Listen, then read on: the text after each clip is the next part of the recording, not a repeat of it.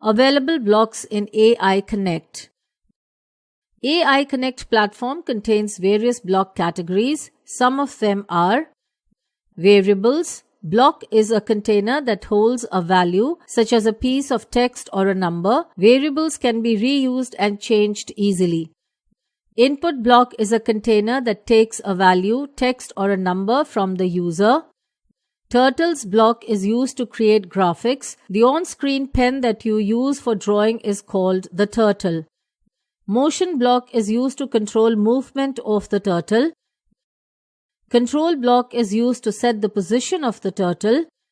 Loop block is used to repeat a given set of instructions multiple times or a defined number of times. Colors block is used to choose different type of colors for turtle. Functions block is used to avoid rewriting same logic or code again and again in a program. A function is a chunk of code that can be used over and over again rather than writing it multiple times.